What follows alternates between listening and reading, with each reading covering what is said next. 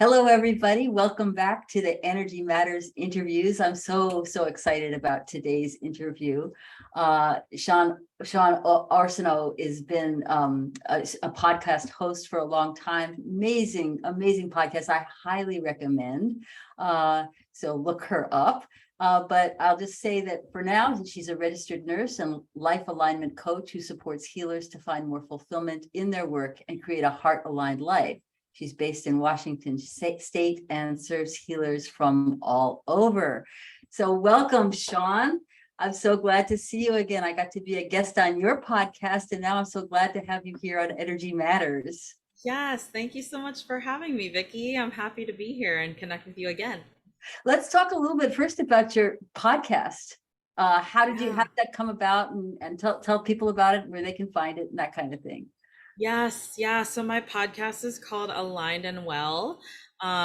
You can listen to it on Spotify, Apple, Castbox, Google Podcasts, really anywhere that you listen to podcasts. And I started my podcast back in October of last year, mainly just because I don't know, I felt like I had a message that I wanted to send, and podcasting was just what spoke to me as far as getting that message out there. And I love to speak and to share using my voice, and podcasting was just kind of a fun way for me to be able to do that. And what I do on my podcast is interview other holistic healers, and I also have solo episodes that I share, essentially, sharing different healing modalities and ways that you can tap into your most authentic self and live a more like heart aligned well life. So I have a lot of fun interviewing wonderful people like you on my podcast to kind of share their messages and to get more information on different healing modalities out there. I'm so glad you're doing it, because I feel like that the podcast is such a wonderful service, because it not only supports people's general knowledge about different healing modalities, but it also supports those healers. And I know that as a coach, one of the things that you do is you support healers, like I just read in your bio. So could you talk a little bit about your own journey? I know you're a registered nurse, so a little bit about your journey from bedside to coaching. Yeah, it's been quite a journey, and I think that the best place for me to start there would be to talk about just my own healing and that I had to go through, starting from the beginning of my nursing career. I was a nurse in the pediatric emergency room, and I was experiencing a lot of stress from working there, and just total misalignment because I was overworked and I was working overtime, and being exposed to all of these different like traumas and cases that were really sad and really and hard to work through. But so I mean, when we're talking about energy matters, it's like yeah, you feel yourself probably being really drained. yeah, exactly. Like I was in a profession that I thought was going to be super fulfilling, right? Because I got into nursing to really help people and to connect with my patients, and I was sitting here in a job that didn't allow me to do any of that. I wasn't feeling like I was connecting with my patients because I was pressed for time, and I was constantly doing tasks and charting and not spending as much time in my patient's room as I would have liked. And then also emotionally, it was draining me. It was draining me of my energy to show up in my relationships and my in every other aspect of my life. Really, like my life kind of just became so much about work. And so again, I wasn't feeling like I was really stepping into me as a nurse. Yeah. um and so while I was experiencing that, I felt like I had become the unhealthiest I had ever been, right? Like I gained a ton of weight. I wasn't eating healthy. I was drinking a lot at the beginning of my nursing career. And so, Just to get through the day. just to get through the day, right? And it's that this topic of energy and conserving energy for myself was started to become really apparent that I had to do something different in order um, to have enough energy to help people the way that I really wanted to. And so after pediatric ER, I moved to oncology. Again, it was more of the same, having my energy drained and not being able to be super present with my patients or outside of the hospital with the people in my life. I kind of switched switched things up and went into like an outpatient setting. And it's interesting. I thought I was going to have more energy in that way, switching to a day shift schedule, working from Monday through Friday. But again, it was like, it was all the same, you know? And so it sounds like this actually has to do with the healthcare system, how things are set up in terms of allowing Yeah. practitioners and or people who are part of the healing staff to Yeah, be present exactly. in the way they want to be. Yeah. Yeah. And I This, think too that like with the healthcare system, that's one of the reasons why I left, so that I could use my gifts and the things that I feel like I'm really great at, which is connecting with people and helping people, you know, become more authentically themselves. That's the kind of support that I wish I would have had in the hospital. mhm. And so, allowing myself to leave that environment and conserve my own energy so I could put it back into the system that I wanted to help fix. It's been a very healing process for me, knowing that I can kind of give back and, um, you know, and allocate some of that energy to help people that were in my position, you know. Yeah. So you help support other nurses at this point. Yeah, mostly other nurses, nurses and people who are also entering into like the nurse coaching realm, like me, Mhm. trying to kind of help them find their path and how they can make an impact on the healthcare system, because it is a very broken system, you know. It is, and it seems like a lot of the burden falls on nurses' shoulders. The broken part, the things that fall through ends up the nurses have to try to manage, and it's so broken, so overwhelming that those details can just probably be really, I can imagine, just exhausting. I have several friends who are nurses, and I just like I bow to them. I don't know where they get the energy to do what they do. Some of them are feeling called to stay at the bedside, and others are feeling more to go in your direction, which is to go more into coaching, which is so needed, right? We need these Yeah. different approaches to healing and health. Yeah, absolutely. Yeah, I like that you said that, you know, a lot of the responsibility, a lot of the burden kind of falls on the nurse, because we are the first people to touch the patient, you know? And so while I do support people who are kind of stepping out of traditional nursing and going into more of the nurse coach role, I do feel like it is also important to support those at the bedside and who want to stay there, because there are nurses who love the bedside and don't want to leave, but there are aspects of the system that where they're just not getting the support that they need. And Yeah, so they're that's not being been, able to be at the bedside in the way they want to, yeah. right? Mhm. Time pressure and yeah, and the accumulation of people. And I think it's probably even worse now because a lot of people are stepping away from jobs after COVID. So Yeah. yeah, it's a lot to carry. It's a lot to carry. Mhm. Yeah. Yeah. So Yeah. what are some of your what are some of your favorite thoughts or stories about how you use energy? I mean, when you were talking about this, I was just thinking about your desire to be present in ways that you weren't being able to in that system, and then now you are able to with the clients that you work with.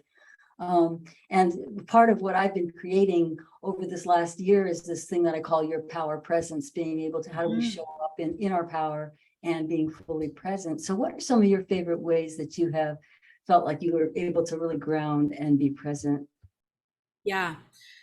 Um, Whenever I was in my certification to become a nurse coach, we were taught about mindfulness, right? And while I've known about mindfulness before and I've practiced a little bit, like I didn't exactly make it like a huge practice until I started this certification program. And um, infusing more of that into my life, just even taking like 5 minutes in the morning before I get out of bed to like breathe and be with myself and with my thoughts.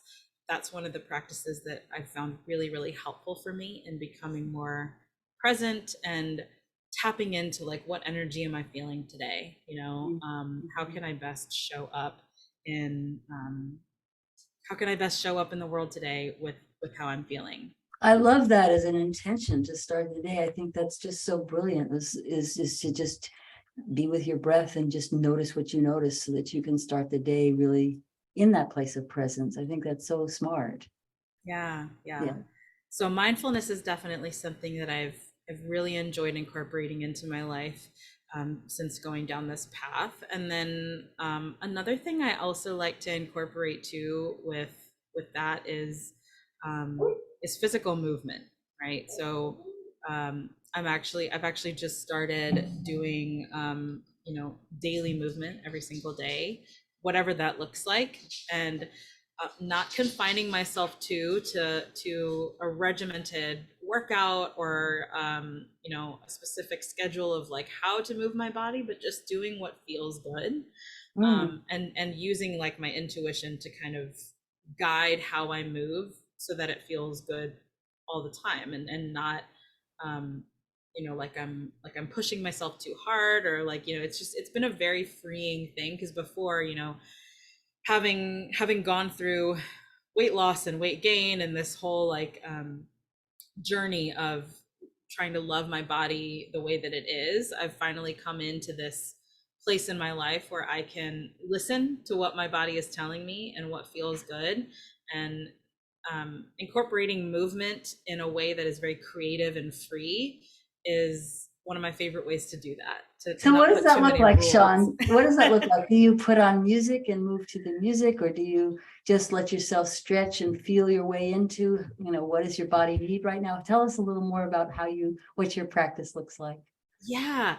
So it looks different every single day, which is amazing. There's so it can look like an actual like, strength training workout. It can look like me getting on the elliptical, and even like moving and dancing a little bit to the songs that I'm listening to while I'm on the elliptical, going for a walk. Uh, I really like to stretch. So Mhm. anytime I feel tension or like a certain area of my body that's not feeling right, I like to just kind of move around and not even like have specific positions, but just move and stretch my arms different ways, and spend some time just kind of really feeling and listening.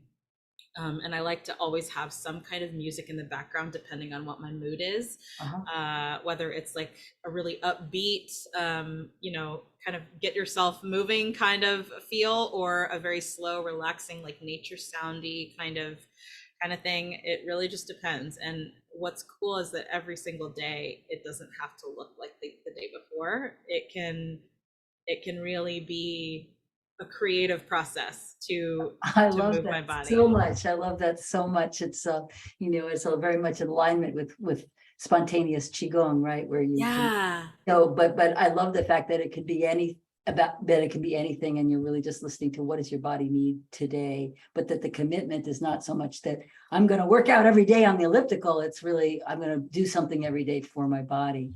It's just Yeah. so beautiful because, yeah, like you said, it opens up all these creative channels and such deep inner listening that I'm sure that Mhm. that just really serves you well for the day when you do that. Yeah. It does. It does. And it also allows me too to like be with myself and be with my thoughts. And for the longest time, especially at the beginning of my nursing career, when everything was so like go, go, go, and I was just constantly like in fight or flight mode because I was in a job that was so emotionally and physically demanding, I didn't really have time to like be with myself and be with my thoughts. And now that I'm kind of in this new role, I can take some more time every day to be very intentional and to kind of just like hear and listen what is coming up for me. Beautiful, beautiful.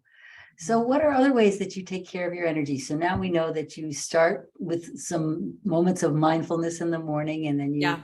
you move your body. Hmm. What else? What are other ways in which you sustain and build on your energy? Yeah, I've come to create some pretty firm boundaries around a couple of different things. One of them being like my social circle, including like social media, and the other being my time. And so with social media, like one of the ways that I conserve energy is by curating what I consume online to be things that fill me up, right? So I try to follow really inspiring people, um, I try to connect with really inspiring people. And if I ever come across something that doesn't feel like that doesn't feel like it's in alignment, I I now have no problem either blocking or unfollowing or muting, um, just to kind of, protect that energy that I have, because we are such a digital age. We're in such a digital age now, and everything is like at our fingertips on our phones or on our computers. And if we are not mindful of what we allow in, it can really kind of mess with your energy throughout a day. I've been thinking about that lately because back in, now I'm going to date myself. I know we are very much different generations, but back in Yeah. the late 60s, early 70s, I remember reading an article that was something like throw out your TV or something like that. And I did, because one of the things it said was that it's not just the information, which of course we're now inundated with on a whole other level, but that it was also there's a field that was coming from the screen that really messes with your own fields, with your own energy field. I think that there's something about that because I know for me, I still struggle with it. I feel it's addictive, right? It's the sort of Yeah. the doom scrolling or whatever. Even though I do become mindful about what I'm paying attention to as well, and I think that's so wise. But there's something about just being in front of a screen, especially during these pandemic days, where so much of how we connect is this way, right? Through Yeah, Zoom. Yeah, exactly. yeah. Yeah. And then, it is just kind of recognizing like how that affects me every single day.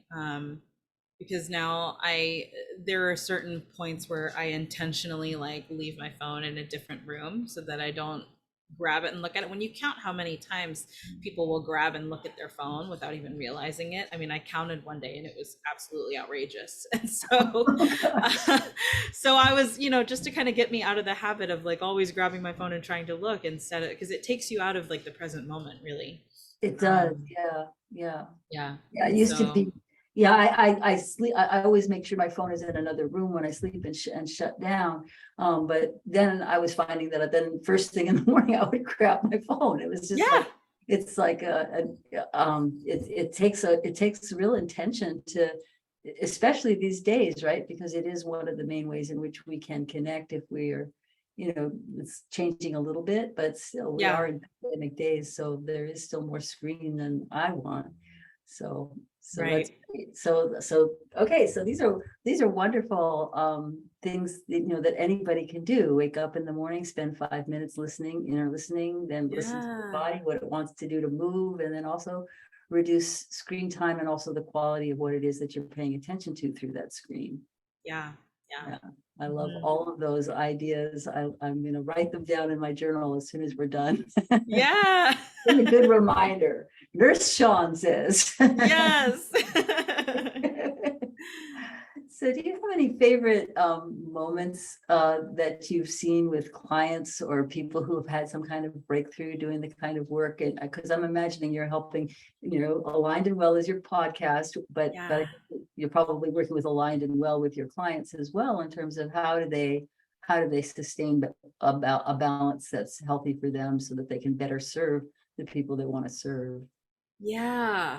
One particular client comes to mind when you asked that. And this client of mine, part of the work that we were doing was to kind of help her just be more authentic in her connections with other people. And she's a very introverted, more shy kind of person. And one of the things that she kind of came up with on her own was to go to a dance class. And she had never really done anything like that before, and it definitely was out of her comfort zone for sure. But she went to this dance class, and after the dance class, we had our session later that day, and she was telling me how, after all of the work that we had been doing together, we've been doing some really deep, like, inner child stuff, and trying to break through some of those blocks that had been um, preventing her from connecting with people in a really authentic way. She always felt like she had to kind of hide parts of herself. Mm. Um, But after this dance class, she felt like this huge release, and she was seeing other people just dancing in a way kind of like what I was talking about earlier that felt really good. It had no structure. It was just freedom, freedom to move the way that you wanted to. And she was watching all of these other people do that, and eventually she kind of mustered up the courage to go in and try it herself. And she just had this like total like spiritual experience of like feeling like all of that weight, all of that pressure that she had put on herself to be a certain way in front of other people, she felt that all just kind of lift. And ever since that first dance session that she had, I've just seen a tremendous change in her. She's been Wow. doing more things that light her up. She's been connecting with more people. Even at work, her relationships at work have improved. It's just been a joy to see.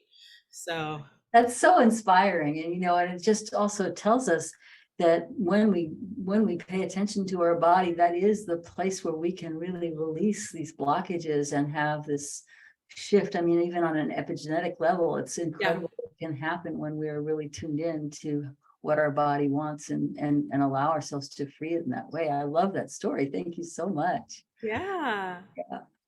So anything else that you feel like you'd like to add to the conversation about energy? Anything else pop into your mind? Yeah, I That's think, a good one. yeah. Yeah, I think the only thing that comes to mind is that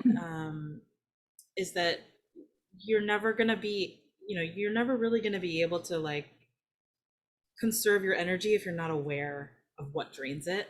And so really taking note of that, even like the very small things. Um, and just kind of trying ways to increase your awareness around like what is draining and what also fills you up, because using that to kind of guide, using the way that your body feels, like your body will have a physical response to something that is draining you, Mhm. of your energy, and just really paying attention to your body and those signals.